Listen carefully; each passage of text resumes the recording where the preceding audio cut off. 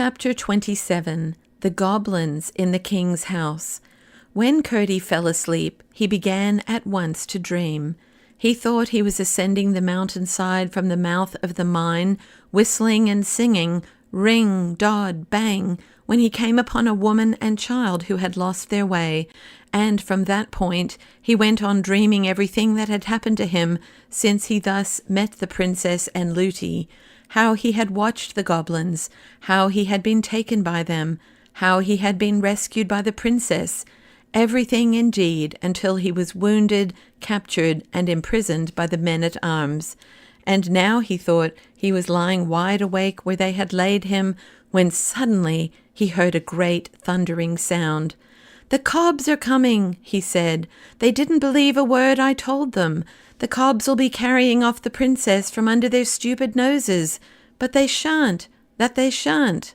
He jumped up, as he thought, and began to dress, but, to his dismay, found that he was still lying in bed. "Now then, I will," he said. "Here goes. I am up now." But yet again he found himself snug in bed. 20 times he tried, and 20 times he failed, for in fact he was not awake, only dreaming that he was. At length, in an agony of despair, fancying he heard the goblins all over the house, he gave a great cry.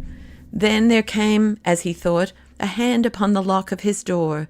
It opened, and, looking up, he saw a lady with white hair, carrying a silver box in her hand, enter the room. She came to his bed, he thought, stroked his head and face with cool, soft hands, took the dressing from his leg, rubbed it with something that smelt like roses, and then waved her hands over him 3 times. At the last wave of her hands, everything vanished. He felt himself sinking into the profoundest slumber, and remembered nothing more until he awoke in earnest. The setting moon was throwing a feeble light through the casement, and the house was full of uproar.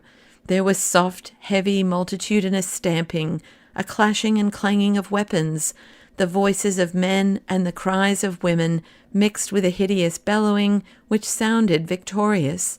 The cobs were in the house.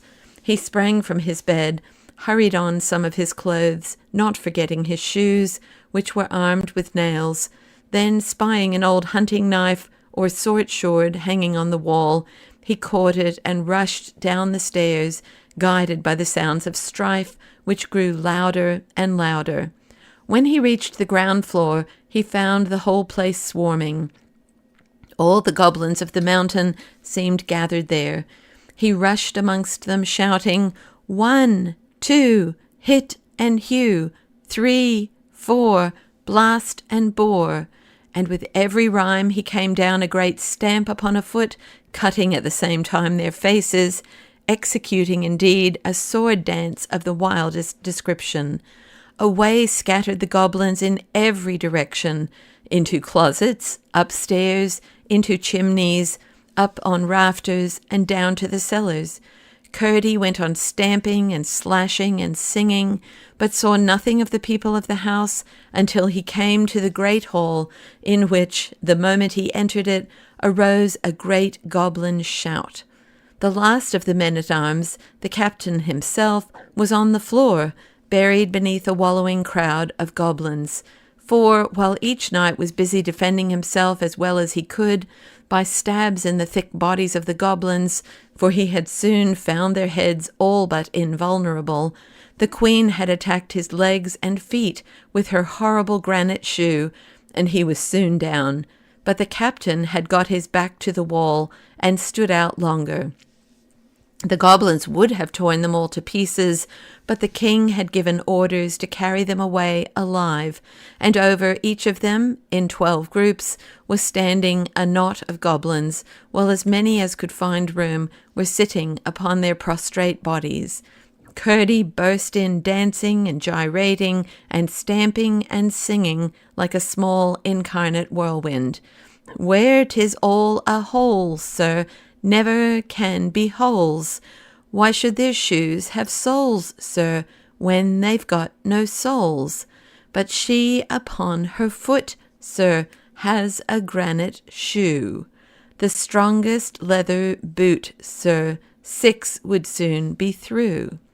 The Queen gave a howl of rage and dismay, and before she recovered her presence of mind, Curdie, having begun with the group nearest him, had 11 of the knights on their legs again.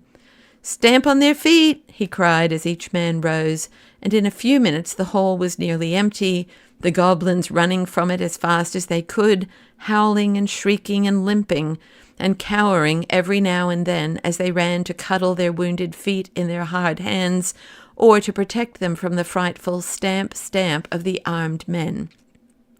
And now Curdie approached the group which, entrusting in the Queen and her shoe, kept their guard over the prostrate captain.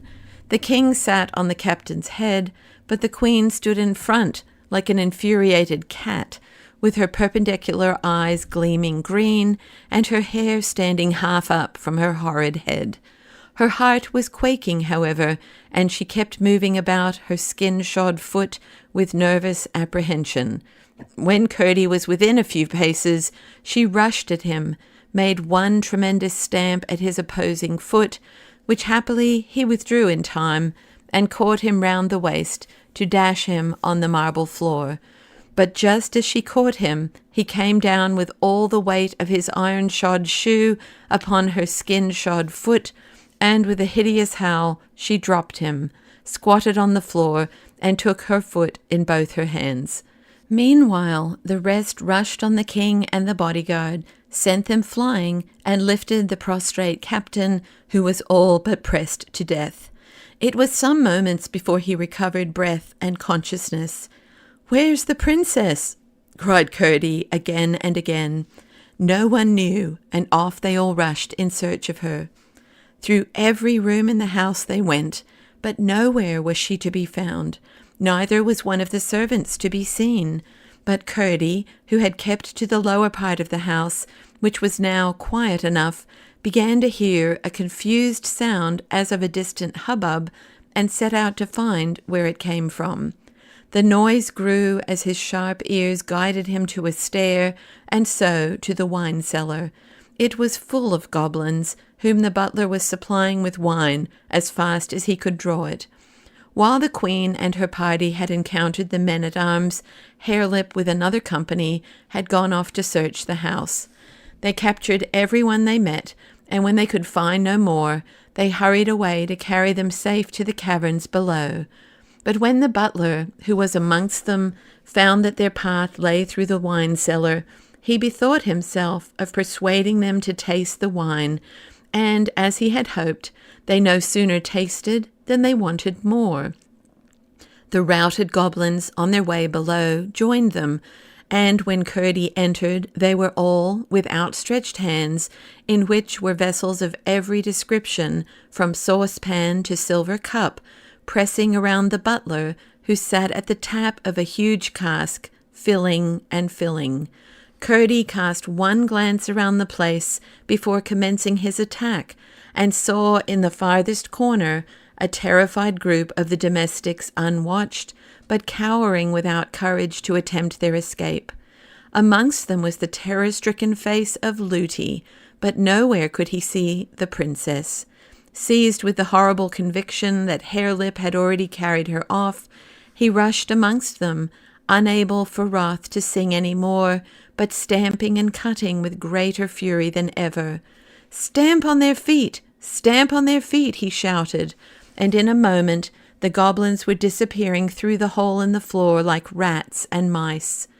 They could not vanish so fast, however, but that many more goblin feet had to go limping back over the underground ways of the mountain that morning. Presently, however, they were reinforced from above by the king and his party, with the redoubtable Queen at their head. Finding Curdie again busy amongst her unfortunate subjects, she rushed at him once more with the rage of despair, and this time gave him a bad bruise on the foot.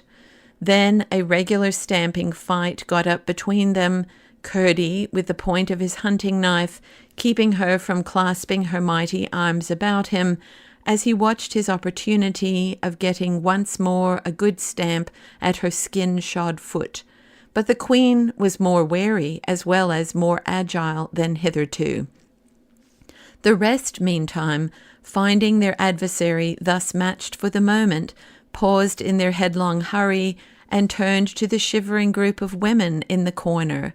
As if determined to emulate his father and have a son-woman of some sort to share his future throne, Harelip rushed at them, caught up Lootie, and sped with her to the hall. She gave a great shriek, and Curdie heard her and saw the plight she was in. Gathering all his strength, he gave the queen a sudden cut across the face with his weapon, came down as she started back with all his weight on the proper foot, and sprung to Lootie's rescue. The prince had 2 defenceless feet, and on both of them Curdie stamped just as he reached the hole. He dropped his burden and rolled shrieking into the earth.